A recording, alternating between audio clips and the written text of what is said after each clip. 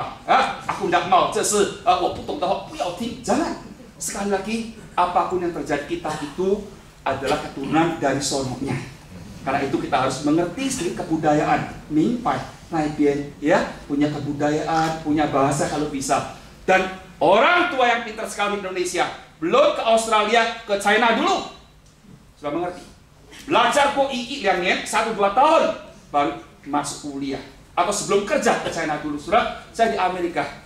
Di Amerika, public school itu mendatangkan 3.000 guru dari China untuk apa? Belajar Mandarin.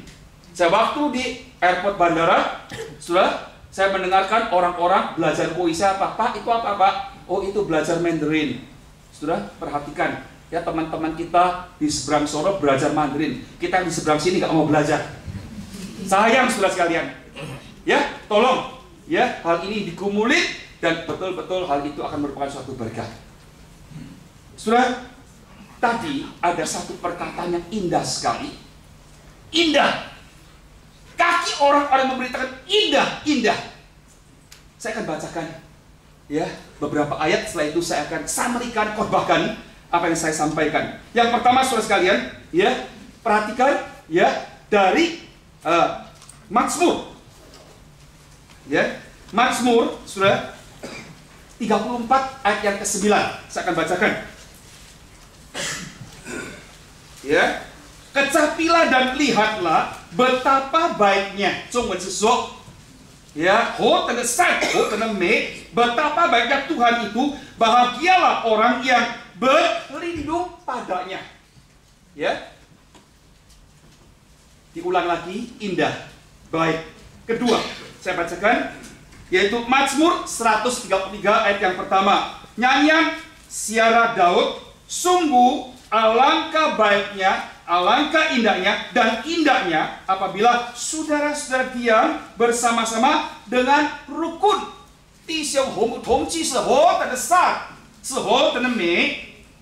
Ya, yang ketiga saya bacakan. Ya, indah yang ketiga. Ya, ya. Yesaya 52 ayat 7. Betapa indahnya kelihatan dari puncak bukit-bukit kedatangan pembawa berita yang mengabarkan berita damai dan memberitakan kabar baik, yang mengabarkan berita selamat dan berkata kepada Sion, Allahmu itu raja. Ya. Saudara-saudara sekalian, indah yang ketiga. Indah yang keempat, apa saudara sekalian? Dikatakan oleh Yesus, ia telah melakukan apa yang dapat dilakukan kepada tubuhku, telah diminyaknya sebagai yaitu persiapan untuk yaitu penguburanku. Aku berkata kepadamu, sesungguhnya di mana saja Injil diberitakan di seluruh dunia, apa yang dilakukannya itu akan disebut juga untuk mengingat dia. Perkataan ini untuk siapa? Untuk Maria. Dalam Markus 14 ayat 6 sampai ayat yang ke-9. Saudara-saudara sekalian, saya akan berkata kepada saudara bahwa dunia ini semakin sulit. Akhir tahun yang lalu, saya membaca suatu artikel. Pemerintah Inggris menyesal. Menyesal apa saudara sekalian? Menyesal, dan mereka mengatakan kalau tahu tsunami ekonomi yang begitu besar imbasnya, dampaknya, maka kami Inggris tidak akan meng-apply menjadi tuan rumah, yaitu 5 tahun kemudian. Sudah tahu? Setelah China, luar biasa kan? Spektakuler. Wah, mata dunia dibukakan. Luar biasa. Saudara-saudara sekalian, Inggris mau ambil dan dia menang. 5 tahun kemudian, 2013, Inggris di London akan membuka Olimpiade yang berikutnya. Tapi saat-saat ini mereka menyesal. Kalau tahu gini kondisinya, kalau tahu gini imbasnya, susahnya ekonomi, kami tidak akan meng-apply untuk merebut tender itu. Tidak akan. Tapi udah kadung, mau nggak mau harus terima. Ya, masalah gengsi udahan sekarang. Terpaksa saudara sekalian. Jemaat yang saya kasih, saya katakan semua ini sebenarnya banyak contoh-contoh. Saudara, satu hal. Apa yang boleh kita pelajari?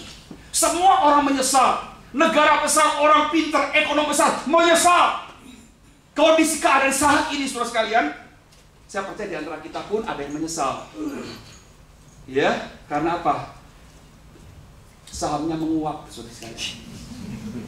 Ya, dulu enak, cuan terus naik, mendadak roh 30%, 50%. Sudah tahu? Tahun lalu di Amerika, di Inggris, saya percaya di Australia sama juga. Banyak orang yang kaya jadi miskin. Yang miskin jadi utang. Jadi kaya sampai utang, mana bisa terima ini bukan gangguan ini, gak bisa terima saudara sekalian. Tapi kondisi ini mau tidak mau harus dihadapi. Akhirnya seorang yang bernama Terry, keturunan Prancis yang tinggal di New York, orang Amerika, dia rugi begitu besar. Akhirnya tidak habis pikir, tanggal 23 bulan Desember tahun lalu ingin masuk ke tahun yang baru, nggak bisa masuk. Dia akhirnya makan obat, potong nadi, meninggal di Amerika. Banyak contohnya saudara sekalian. Kalau sudah mau lihat contohnya di sini ya, bunuh diri temanya. Ini semua contoh-contoh yang saya terima. Ada yang sudah masuk ke tahun 08, udah masuk senang sekali. Tapi saudara sekalian, udah masuk nggak lama kemudian tanggal 6 Januari, siapa itu? Yaitu Adolf Merkel, orang Adolf Merkel. Dia orang Jerman, seorang realtor yang besar, rugi, nggak habis pikir. Akhirnya 10 datang cepat, dia terjang, meninggal tanggal 6. Itu dalam Kompas dicantumkan. Jemaat yang saya kasih, bukan saya mention hal ini supaya kita ikut, justru tidak. Saya akan katakan satu saat, kita sering mengatakan belajar dari sejarah. Saudara, kalau Anda dan saya betul-betul mau belajar dari sejarah, coba kita lihat apa yang terjadi selama ini. Saudara-saudara sekalian, kita harus melalui sejarah yang terjadi belakangan ini, belajar beberapa hal. Ternyata tidak boleh menyombongkan esok hari. Jangan. Apa yang terjadi esok hari kita nggak tahu. Tapi hari ini adalah hari yang Tuhan berikan. Kita harus ambil baik-baik saudara sekalian. Kedua, jangan semata-mata karena kesuksesan sedikit, ya, atau kepintaran IQ, atau pelajaran dan sebagainya, kita menyombongkan diri, sombong kepada manusia dan sombong kepada Tuhan. Jangan. Saya katakan, melalui semua, bukankah anak kita kirim ke Australia, bukankah kita kirim anak ke Amerika? Saudara, saat ini negara yang besar sekali, yang maju sekali, gudang orang pintar justru kebingungan. Jadi bodoh-bodoh semuanya. Sampai saat ini tidak tahu rumusan apa yang harus diambil saudara sekalian. Dan imbas ini masuk ke Australia, bukan? Dulu dari Indonesia nggak safe, kita lari ke sini, wah enak. Di sini pun merasa nggak gampang sekarang. Sebelum ke Amerika, saya rasa orang di Amerika rindu. Kita di Indonesia rindu ke Amerika, rindu ke Australia. Sampai di Australia, Amerika gimana kira-kira? Capek juga nggak? Capek. Bukan capek aja, capkel. Saudara, ya, saudara, apalagi tidak ada pekerjaan, tidak ada status, itu stresnya luar biasa. Jangan sampai sakit. Kalau sudah sampai sakit itu sudah betul-betul luar biasa bebannya. Jemaat yang saya kasih, melalui kejadian semua ini, saya akan mengajak kepada saudara melihat satu hal, bahwa engkau dan saya itu terlalu lemah.